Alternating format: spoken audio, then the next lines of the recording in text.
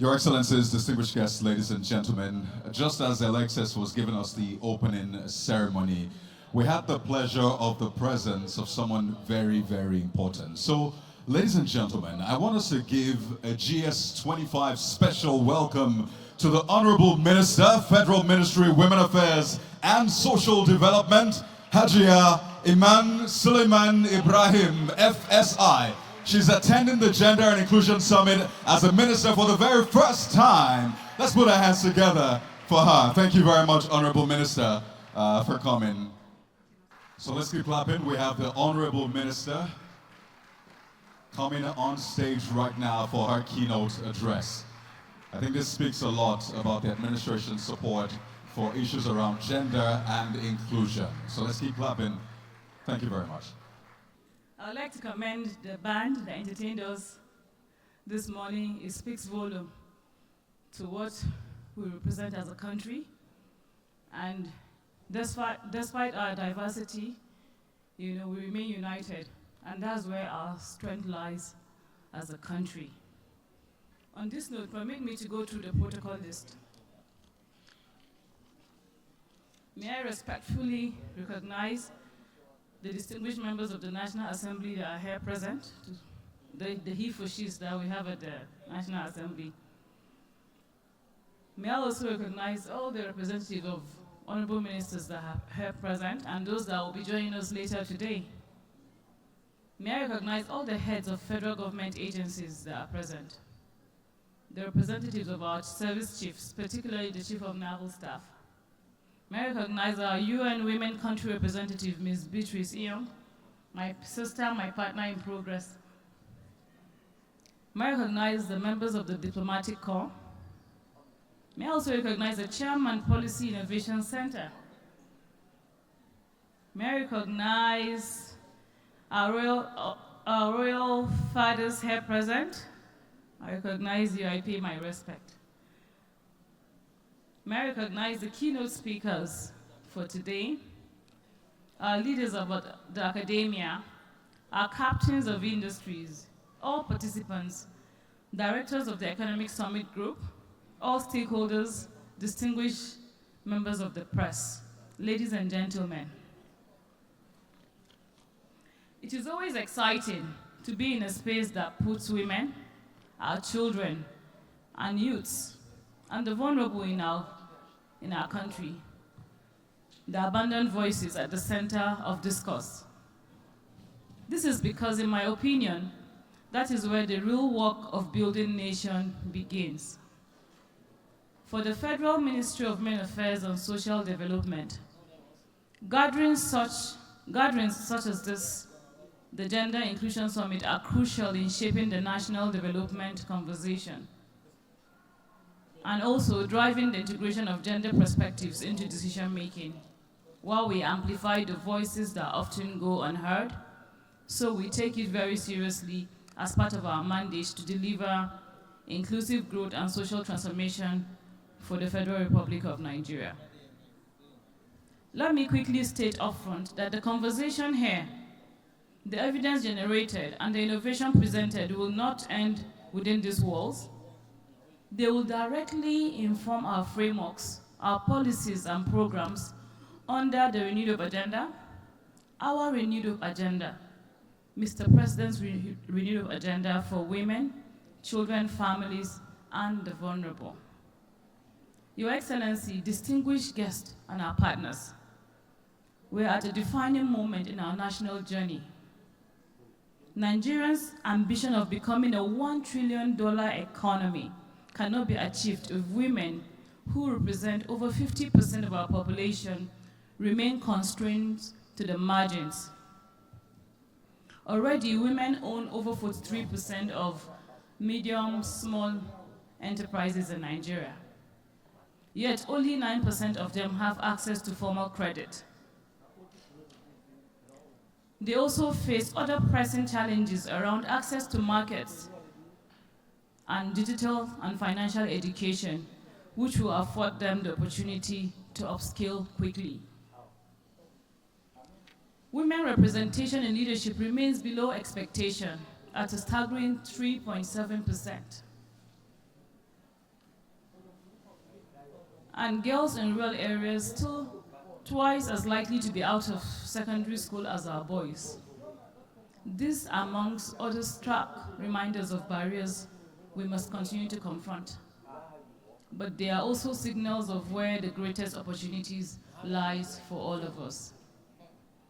That is why at the Federal Ministry of Women Affairs and Social Development, we're delivering a transformative program at scale.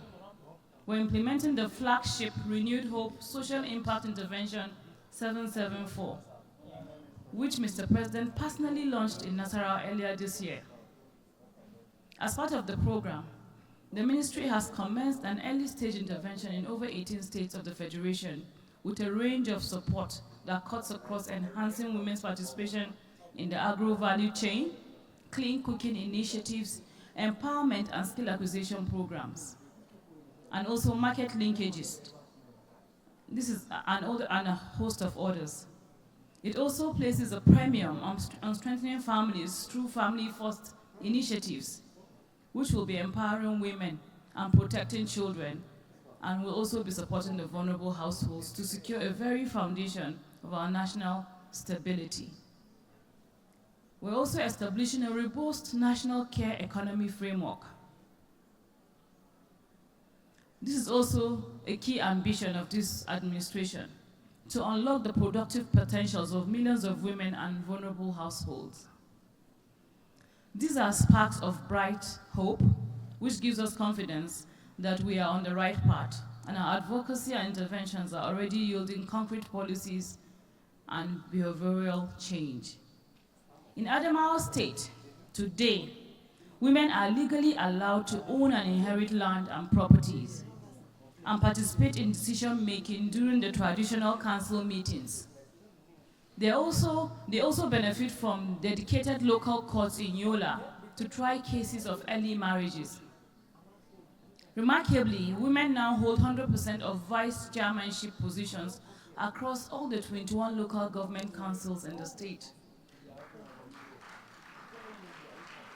Yes, they deserve a round of applause because this exceeds the 35% affirmative action benchmark. In Niger State, all local government vice chairmanship positions are now being reserved for women.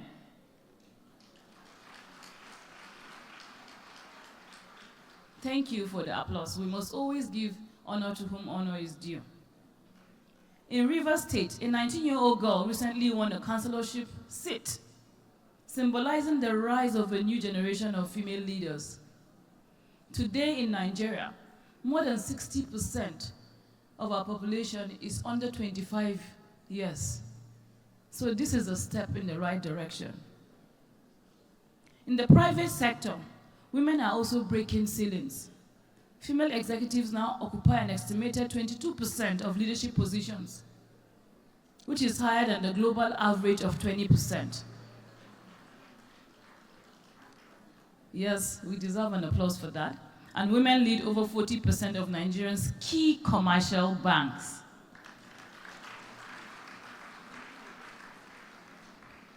Thank you. Women are equally trailblazing in sports.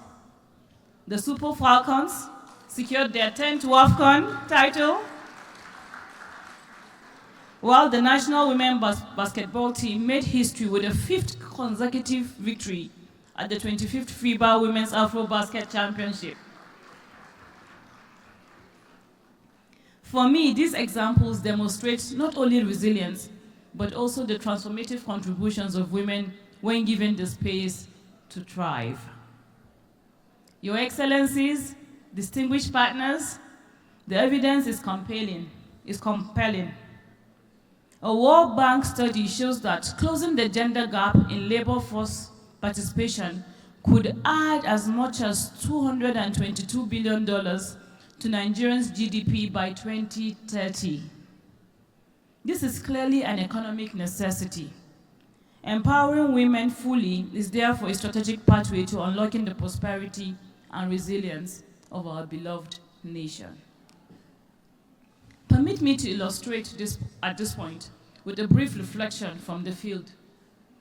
Earlier this year, during a field visit, I met a mother of 4 who runs a small business and is a beneficiary of the Nigerian for Women project. The Nigerian for Women project is the biggest investment ever made by the Nigerian government in the women's space. It's a $540 million investment. It's a supported World Bank program, and many states are participating. She recounted how before joining the Women's Affinity Group, established under our intervention, she had no choice but to borrow from informal lenders at a crippling rate of 30%. Today, she saves collectively with other women, she accesses credits at just 5%, and she earns enough to feed and educate her children. That, Your Excellency, is the true meaning of inclusion. It is not an abstract theory, it is the difference between hunger and hope, between survival and dignity. Allow me to recount 2 stories again. This is a story of my auntie, my biological auntie, who after staying with us for a few months after we lost our beloved mother, was lamenting on going back home to her farm work. And she said, oh my God, I'm gonna leave, waking up and sleeping to the farm. I said, why are you not excited? That's what you do. She said, no, we walk 2 hours every day to the farm. And then we walk back home 2 hours at 5 o'clock back home, and we only earn 20,000 because we don't own our own farmlands. Because we work on someone's farm. I said, whose farm is it? She said, Uncle Oso's farm. I said, really? She said, yes. And she said, and do you know that when men do the same labor, they're being paid 40,000 naira? I said, why? She said, because they're heads of households. Ladies and gentlemen, those days are gone. Today in Nigeria, we have more female-headed households than male-headed households.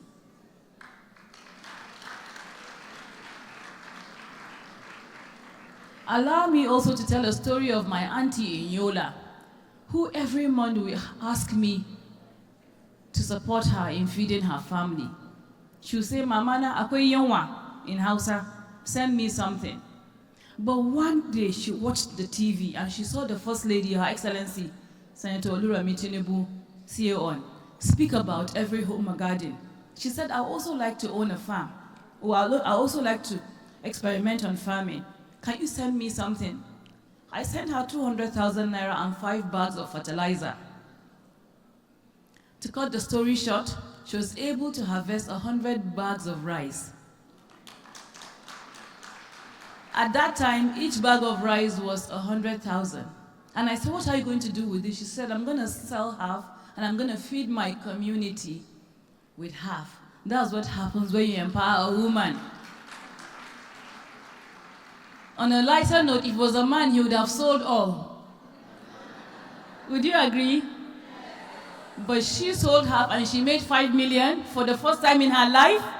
And she was able to feed her community with the rest of the half. This informed our decision to launch one of the most ambitious agro program for women, the Renewed Hope Wave 774. It has the potential of injecting about 40 trillion naira to the Nigerian economy. It's too good to be true, but it's true. Ladies and gentlemen, Your Excellencies, distinguished guests, yet stories like this reminds us that sustainable change requires modern programs. It must be reinforced by strong policy reforms and representation. That is why we're supporting the Special Seat Bill for Women, designed to guarantee more presence in the legislative chambers.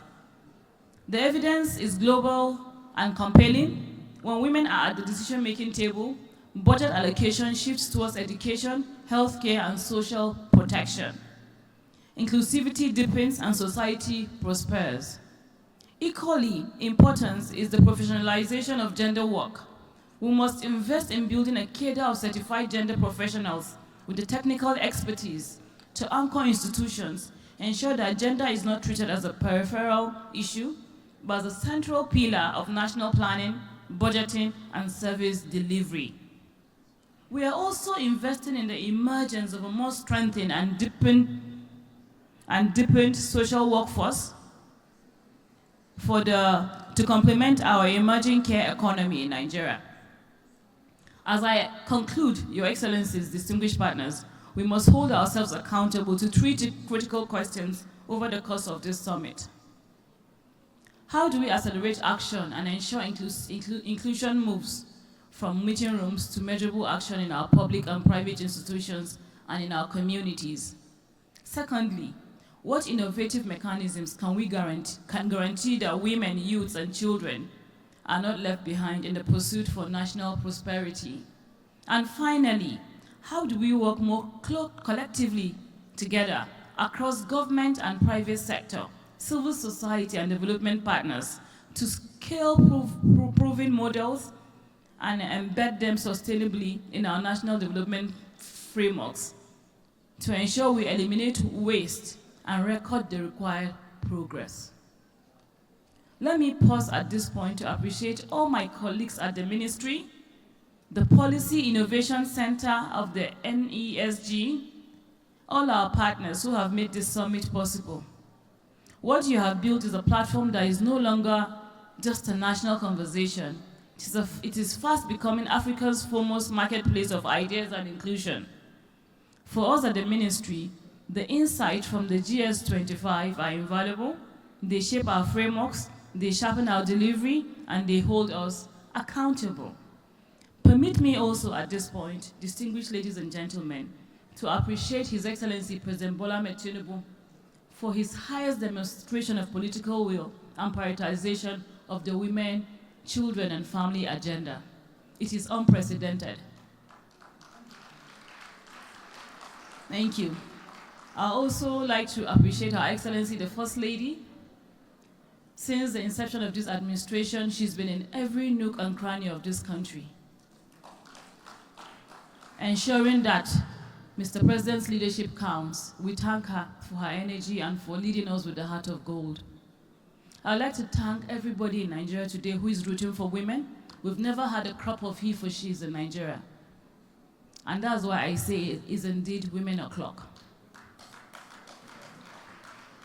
Your Excellencies, distinguished partners, as we look forward, our task is simple, but it's urgent. To ensure that the energy and ideas from the GS-25 are translated into measurable change, the Ministry will continue to work hand in hand with the federal and state institutions, the civil society, and our development partners to ensure that our commitments are met. As Kofi Annan once reminded us, there is no tool for development more effective than the empowerment of a woman. I thank you all for listening. May God bless you all. May God bless the Nigerian women, and may God bless the Federal Republic of Nigeria. Thank you so much. Amen. Hajia Imaan Sulaiman Ibrahim, the Honorable Minister for Women Affairs and Social Development. Honorable Minister, please don't go to your seat just yet. We can't have such a powerful woman as yourself in our midst today. I will not glean some more from you. So I want to do a quick fireside chat. You know, she was actually the Minister of State for Police. You remember? But the president saw that, come on, this is such an effective and efficient woman. Let's reassign her. And she was reassigned to the Ministry of Women Affairs and Social Development. So we need to glean from all the experience she has. So it's my pleasure to welcome the moderator for this fireside chat. Ladies and gentlemen, let's welcome the GS-25 Technical Advisory Committee Chair, Hansatu Adebite, for this fireside chat. For the next 15 minutes, we're going to glean and soak into her experience and wisdom. Then we'll quickly take the keynote speech. Thank you very much.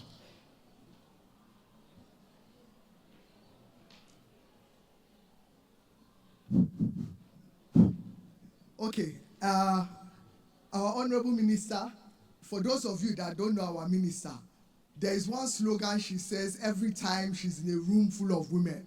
But before she says it, let me ask the youth in the room. Let me hear you say GS-2025, all the youth.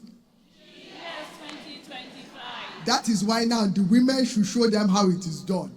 So for all the women in the room, let me hear you say, it's women o'clock. It's women o'clock. And that is our minister's slogan. So our minister, I will admit that you have re-energized your ministry, the Federal Ministry of Women Affairs, We have seen so many initiatives. Some of them have been forgotten things. Some of them are new initiatives, like the policy you did, the first policy, your national menstrual health policy. You are even the one also domesticating the women economic empowerment policy. So my question for you, our dear minister, is what is your vision for the Renewed Hope Social Intervention Program in Nigeria as it pertains to women and children of this nation? Thank you so much, my dear big sister, Hansatu. Me and Hansatu, this is over 3 decades of friendship. We went to the same schools. Now I can call her Hansatu, but many years ago, how dare me call her Hansatu?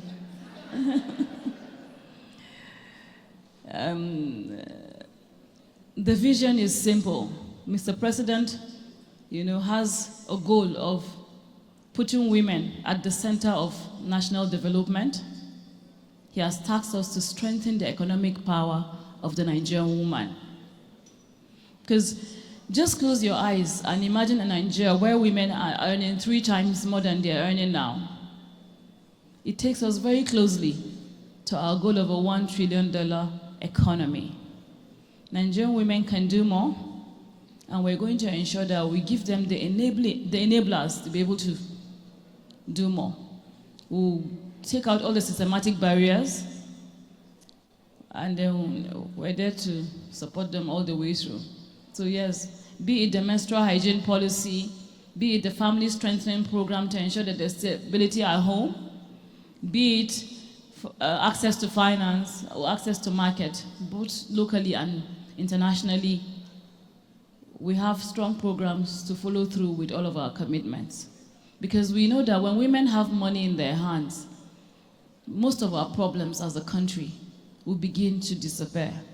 From out of school children, there's no woman who has money that her kids will not go to school. Would you agree? Nutrition, we have an overwhelming problem around nutrition. When you have money, would we have nutrition problems when women have money in their hands? More than 50% of our children in Nigeria are stunted. That's an emergency.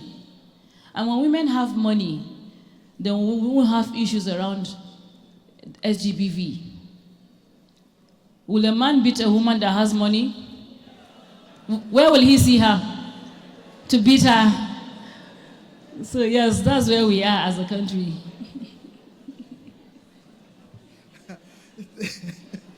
Thank you, our minister. Please, let's encourage her. Let's encourage her. In fact, let me reverse the question. Will a woman beat a Dangote? Our minister, we are all here in the room. It's about new voices, new approaches. What can we do to support and make your tenure successful for Nigerian women? There are different categories of people here. You can talk to us now. The women's space in Nigeria is not well invested in. It's been underinvested. So I think first things first is we need a women's fund, because to address the gap within the women's agency, we need trillions of naira. The government can't do it alone. We're putting a structure for a fund that will be highly accountable. And I invite everyone to join the strengthening and the emergence of a fund for women, for children, for family, that will not just only serve Nigeria, but serve the African woman. Secondly, it's very important that we work as a block. We talk as a block. We're too divided in the women's space. With the problems that we face, we must work together.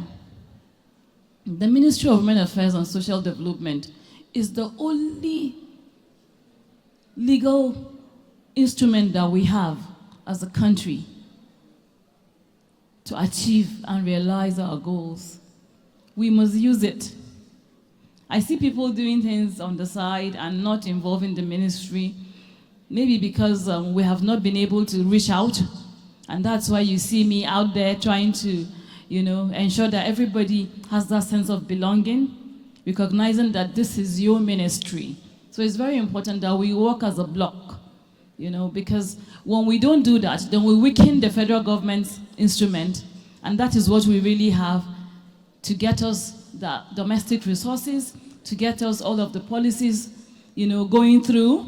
So we must work as a block. We must work together, and that's what I need from everybody in this room, private sector, public sector, for us to speak in one voice and to work together. Thank you so much, Minister. Let's encourage her. Thank you, Auntie Jua. I think it's really about partnerships and collaborations. I am conscious of the fact that the minister's time is very tight. And so as she concludes, I will just ask her one simple question. What do you want your legacy to be at the end of the next 2 years?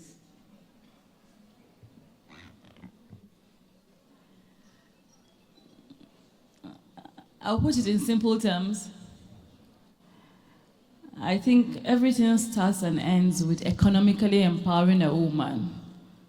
And that's what I would like for my legacy to be. That's what I would like for Mr. President's legacy to be. The Nigerian woman is not only phenomenal, but she's reliable. The Nigerian woman is the most reliable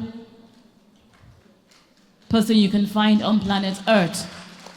She would always come through. I remember speaking to the chairman of the National Sports Commission, and I said, what would you say about the Nigerian woman? He said, the Nigerian woman will never fail Nigeria. So when the Nigerian woman is economically empowered, then she can come through regardless for Nigeria. And that is what Mr. President's legacy would be, that he has economically enabled and empowered the Nigerian woman. Thank you so much. Don't threaten to clap. Clap. Eh? Clap, clap. Thank you so much, our minister.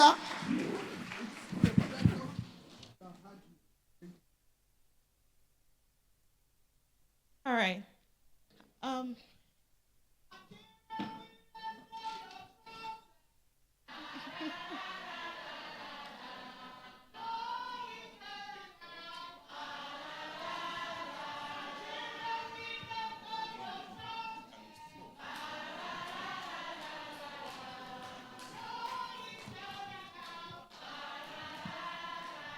Thank you very much.